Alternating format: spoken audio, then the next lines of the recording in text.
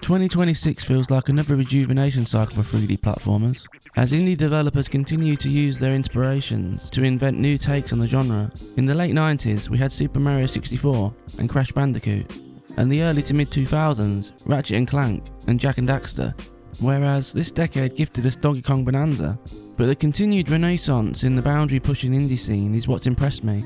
First, we had the excellent Big Hops, and now, Demon Tides. Developer Fabraz returns with a sequel to their 3D platformer Demon Turf, in Demon Tides, an open-world 3D platformer with a focus on slick movement and story.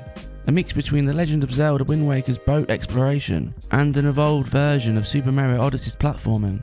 Although Demon Tides is a direct sequel, prior knowledge of Demon Turf isn't compulsory. Fabraz does a great job of recapping previous events and reintroducing characters. You take the role of Beebz, the Demon Queen, who after receiving an invitation from her absent father, King Ragnar, she adventures to his domain, Ragnar's Rock, with her crew in tow. But what she finds is an oppressed archipelago under the rule of a cruel, tyrannical king. But Beebz is allergic to injustice and refuses to let it stand.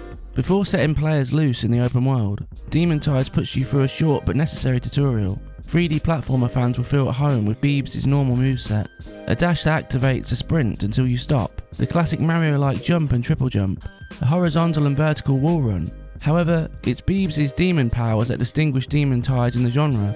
Beebs can spin to hover, transform into a bat to propel higher and further, and turn into a snake to rapidly traverse land and sea. But it's when you chain these fundamentals together that Demon Tides begins to flow. You combine powers to cross massive gaps and ascend tall walls. Beebs has many platforming combinations to choose from to speedrun to an objective.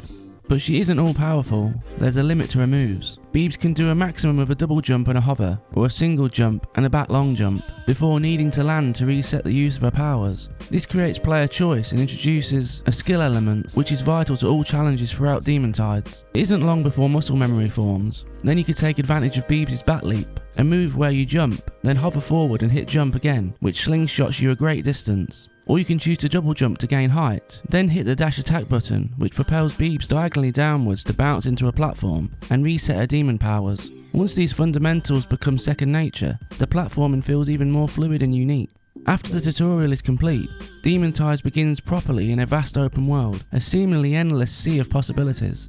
But really, Demon Tides is segmented into 3 large segments of a circular map.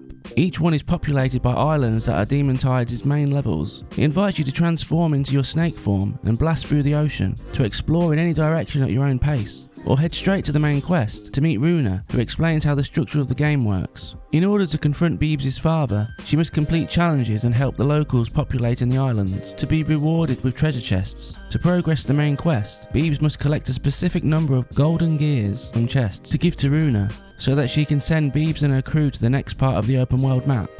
It's a strong gameplay loop that encourages relaxed exploration. I didn't even follow the main quest line and accidentally stumbled into one of Ragnar's champions, a jester.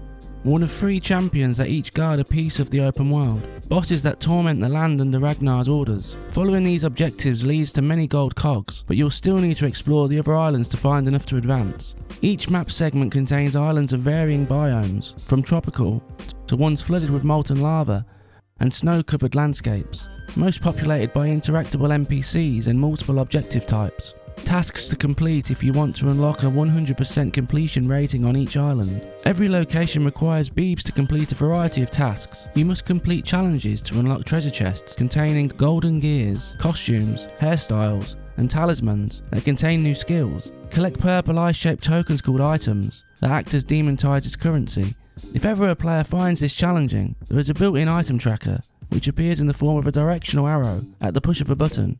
The main challenges are varied and increase in difficulty. Some require the completion of precarious platforming sequences that combine Beebs' full moveset to overcome climbing ropes, horizontal poles, bounce pads, grind rails, consecutive wall runs, disappearing platforms, spike rollers, ladders, jump-activated platforms, and more. Fortunately, Demon Tides features frequent ropes to unfurl, so you can quickly return later if you fall down a cliff or decide to fast travel back to an island. But the best feature is the checkpoint system. Beebs can plant a checkpoint flag on applicable surfaces, so if you die, you can instantly teleport back to your flag and try again. It removes frustration and keeps you wanting to retry challenges until you get it right.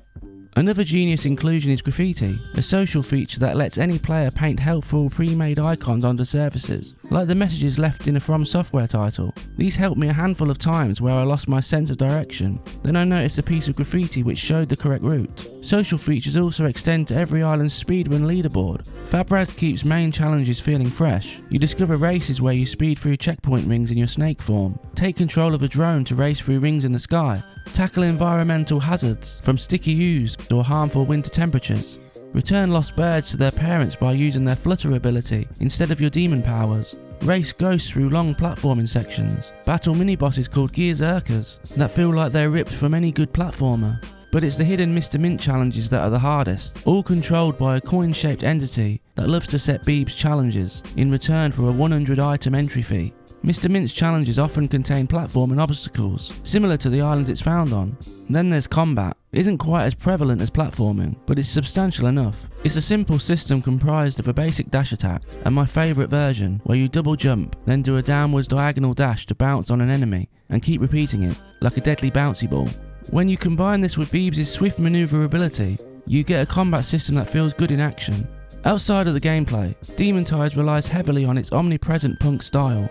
Beebs and her crew, Lucy, DK, and Midgie, all share an anti-establishment, youthful verve that's represented in their dialogue and actions. Snappy and oftentimes amusing conversations build a strong bond between the crew, but I would have preferred dialogue written without the text-style speech, like LOLs. But even with it, the crew demonstrate a shared history, and Beebs comes across as a rebellious but good-natured hero that is as likeable as her trusty crew, a modern rendition of the cast in any quirky cartoon that would appeal to various age groups. A 90s cel-shaded art style ignites the punk stylings and resembles the attitude and look of something like Jet Set Radio, but with very expressive facial animations. Both the character designs and environments are incredibly vibrant and energetic, so much so that you'd instantly recognise a screenshot of Demon Tides. Boundless personality pours for every design decision, like their travelling headquarters, a ship where Beebs can interact with her crew and spend items to purchase new clothes, hairstyles, and talismans. These talismans change how you approach the game.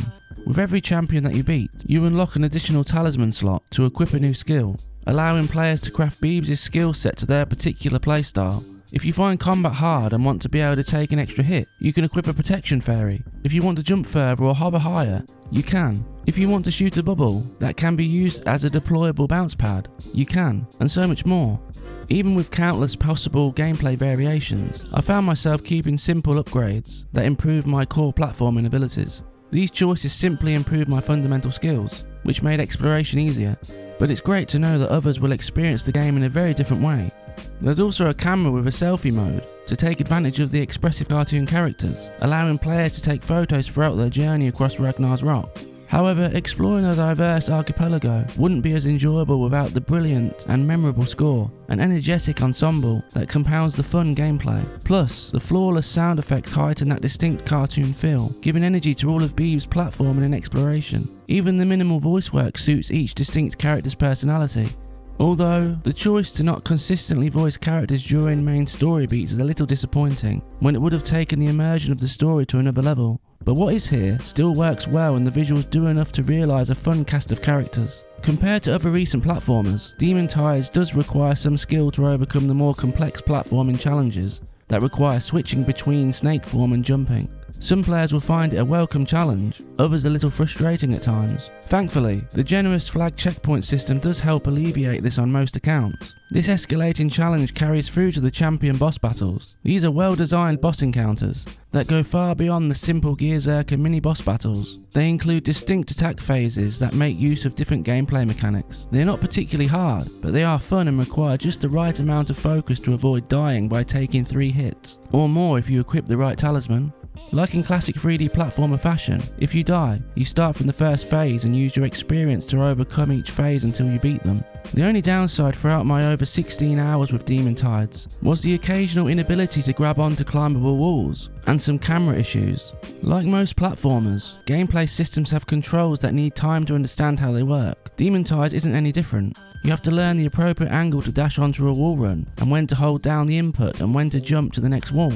All these things become second nature, But one thing that did cause me issues was the climbing walls. Whether I hovered over or dash jumped, Beebz wouldn't always grab on, they were just a little finicky. However, my biggest gripe was the camera during intense sequences when close to walls. At times, I would move with such momentum from a standard jumping sequence to an area within close proximity to walls or other environmental objects, which forced the camera to clip or make it very difficult to see the whole image or understand where to go. This is non-existent in wide open areas, and the developers do try to alleviate this as best as they can, with the inclusion of 2 camera settings, one closer to Beebz and one that pulls out. Outside of this, there's some environmental popping when zooming through the ocean towards islands, but nothing major, whereas the performance remained incredibly smooth 99% of the time, only dropping for milliseconds when islands loaded in. But that could be different on other hardware. The biggest compliment I can give to Demon Tides is it somehow manages to find the secret ingredient that Nintendo invented and cooked up in their video games since their origin.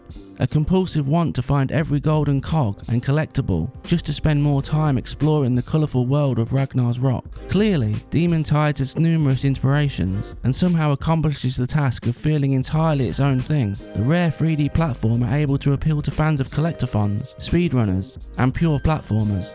It's yet another can't miss platformer for 2026, and we're only 2 months in, and surprisingly, Fabraz aims to launch another title, Beebz 4D, later on this year. So if you enjoy agile 3D platformers set in a vibrant and entertaining world, Demon Tides is a must play. 8.5 out of 10. If you enjoyed the review, please like and subscribe to Play Save Repeat. Thanks for watching. Until next time.